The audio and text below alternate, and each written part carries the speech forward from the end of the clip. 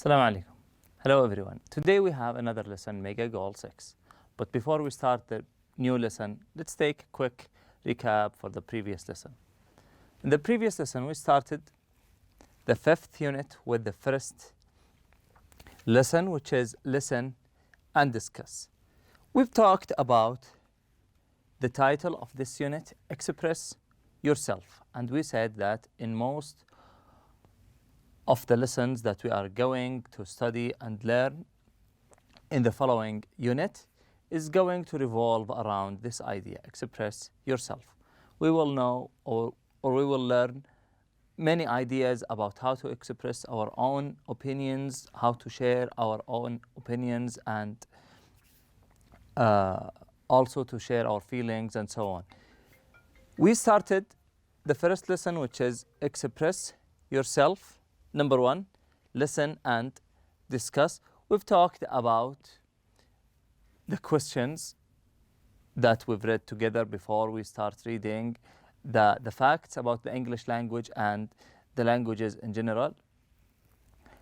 After that, we've read these fascinating language facts and we've explained some of the words like good fortune, prosperity, longevity, and auspiciousness.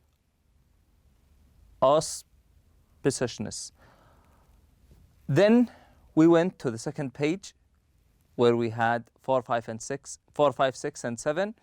Then 8, 9, 10. We read each one of them. We explained some of the ideas. Then the last part was English language facts. We've read some of the facts or fascinating facts about the English language.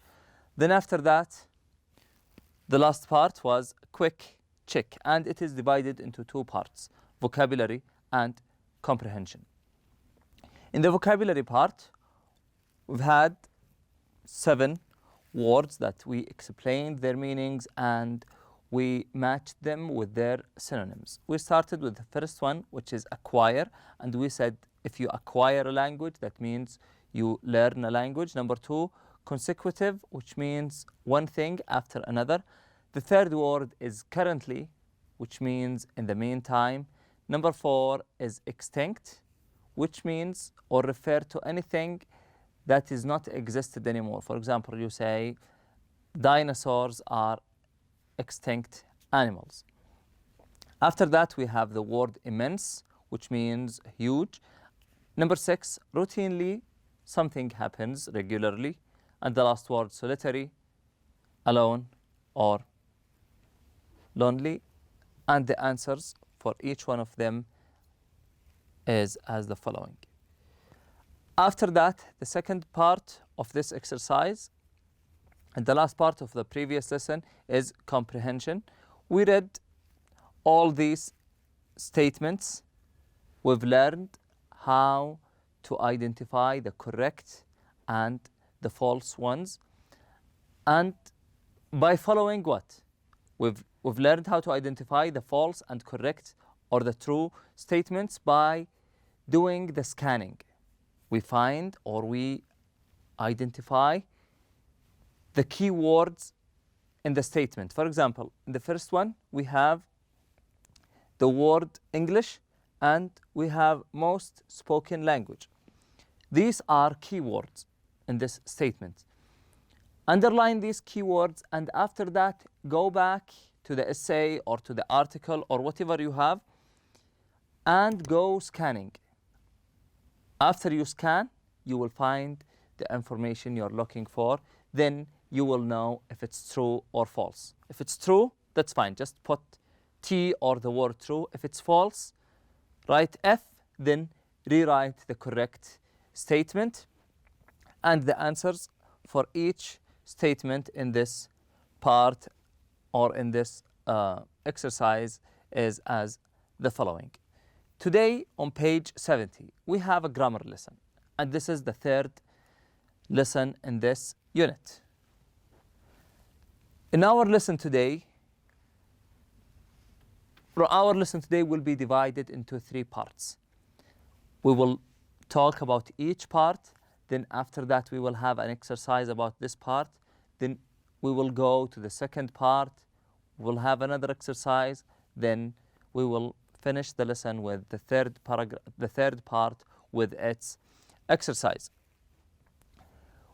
Number one, we have the first part of our lesson today, which is adjective clauses and relative pronouns. Now let's talk a little bit about the meanings of the words adjective clauses and relative pronouns. What is the meaning of the adjective clause? What is the adjective? Adjective is any word, or the adjective clause is a sentence that modifies the noun. For example, if we say, he is a tall person. Tall is an adjective. What is the rule of the word tall? It modifies the noun. It gives specific features for the noun. By using this adjective, we have known that he is a tall person. We have learned some of his features. So the adjective clause modifies the noun that comes before it. After that, we have relative pronouns. We have in this lesson, or we will focus on this lesson on the relative pronouns. They are the word who, which, and where. Who, which, and where. We use who to refer, or if we talk about people, and we use which if we talk about things or animals. Now let's go ahead and read the first idea. An adjective clause is a dependent clause that describes or gives information about the noun that comes before it. So this is an adjective clause. What is the rule of the adjective clause? It gives a description or information for the noun that comes before it. Okay? Where is the relative pronoun in this clause? It is the word who. Why did we use the word who? Because we are talking about a person. I know a person. So if we talk about people, we use the word who, or we can use the word that. Both are correct. After that, the language that she or he speaks at home is Spanish. We can use the word that or the word which. Relative pronouns relate clauses to nouns in adjective clauses. Use the relative pronoun who for people and which and that for things. Let's put in mind that the relative pronoun that can be also used when talking about people in general. But when we talk about a particular person, who is preferred. When we talk about a person or someone we know, we should use the word who. It is better to use the word who than using the word that. For example, she is the kind of person that is always there for her friends, or the tutor who helps me with my English is very kind. We used who because we are talking about a specific person, the tutor. Now we have the first exercise of our lesson today, which is A, match the sentence halves. So we have two halves. The sentences are cut in half. They are divided into two parts. The first one is on the left and the second one is on the right. Okay, what is your task here? Rewrite the sentence using a relative pronoun to join the two halves. So I want you to combine these two halves together, match the suitable two halves together by using relative pronouns. For example, we have number one, a photographer is someone who takes photographs. Number one is an example. A photographer is someone who, why we used who? Because we are talking about a person. And the correct answer is H, takes photograph. So the answer is a photographer is someone who takes photographs. So firstly, you read the sentence, you decide which relative pronoun you should use, who or which. Then after that, find the second half. You can pause the video right now, do the rest of the exercise, and then after that, go back and check your answers with the answers we have here in this board. Number 2, a fashion designer is someone, okay, we have here a fashion designer. This is a job, so we're talking about a person. Okay, what does the fashion designer do? What does he or what does she do? The answer is G, creates clothing. So a fashion designer is someone who creates clothing. Number 3, a flag. So here we are talking about a thing. So which relative pronoun we should use? The proper answer is going to be which. Now we have to determine which one is the correct answer. So it's E. A flag is something which is a symbol of a nation. Number 4, a linguist is someone. Okay, here we are talking about a person. Okay, what does the linguist do? He is a person who studies languages. Number 5, a hammer is something which is used to put nails in a wall. Number 6, an exam is something which tests students' knowledge. Number 7, an electronic reader is something which lets you read books on a screen. Number 8, a vegetarian is someone who doesn't eat meat. Number 9, synonyms are 2 words which have the same meaning. And the last one, number 10, a dictionary is something which gives the meanings of words. Now let's go to the second part. Relative pronouns as subjects of adjective clauses. We've just talked about the relative pronouns and we've talked about the adjective clauses, but we talked about them in general. Now we are going to talk about the relative pronouns as the subject of the adjective clause. Relative pronouns can be the subject of an adjective clause. Relative pronouns that are followed by a verb are subject pronouns that are followed by a verb. For example, we have here, I am someone who loves. This is a relative pronoun that is followed by a verb. Subject pronouns must always be included. Subject pronouns must always be included. Why we should learn that, or why we should put that in mind? Because sometimes the relative pronouns, or it's fine to omit or take out the relative pronoun. It's fine not to say the relative pronoun. But in this case, when the relative pronoun is the subject of the adjective clause, it must be always included. We can't take it out. Okay, how to know that it is the subject of the adjective clause? It is always followed by a verb, like here. Who loves, that have. Now let's go to the first or to the second exercise. B, decide whether the relative pronoun can be omitted in each sentence. If it can, rewrite the sentence without it. If cannot, write no change. So we will read each one and we will decide if we can take out, if we can omit or remove the relative pronoun or not. If it's removable, we are going to rewrite the sentence. If it's not, we will just write no change. We have here an example. My sister never told me the reason that she called. My sister never told me the reason that she called. That here is not a subject of an adjective clause, so it's removable. My sister never told me that the reason she called. Now, you can take some time to do the exercise by your own.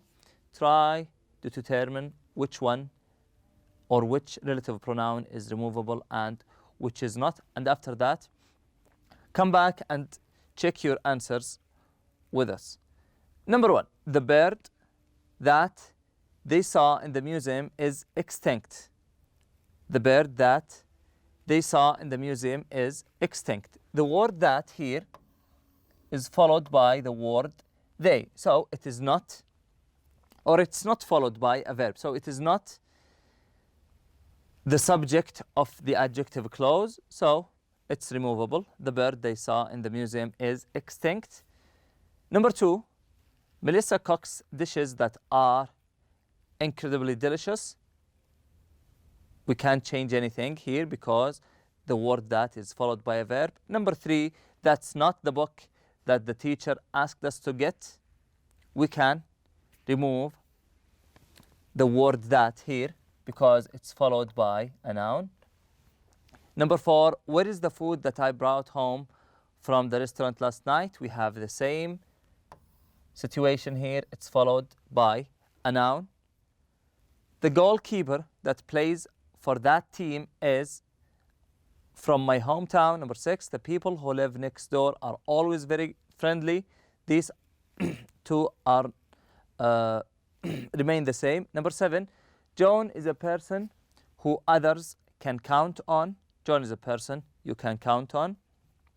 Number 8, do you have another pen that you can lend me? Do you have another pen you can lend me? And we did the rest. We did the same with the rest of exercises. We've removed where it's removable and we keep it where it's the subject of the adjective clause. Now we have the third part of our lesson today. Relative pronouns as objects of adjective clauses. We've talked about the relative pronouns in the previous part as if they are as, or if we use them as the subject of the adjective clause. Now we're talking about them as the object of the adjective clause. Relative pronouns can also be the object of an adjective clause. Relative pronouns that are followed by a noun or pronoun are object pronouns. So if they are followed by a noun or pronoun, they are object pronouns. The difference between the object and the subject is that the object pronouns can be omitted. For example, Spanish is a language that many people find easy to learn. The author put the word that in parentheses. Why? Because that means we can keep the word that or we can omit the word that. Spanish is a language that many people find easy to learn, or we can say Spanish is a language many people find easy to learn. Number 2, there are many words which James mispronounces, or there are many words James mispronounces.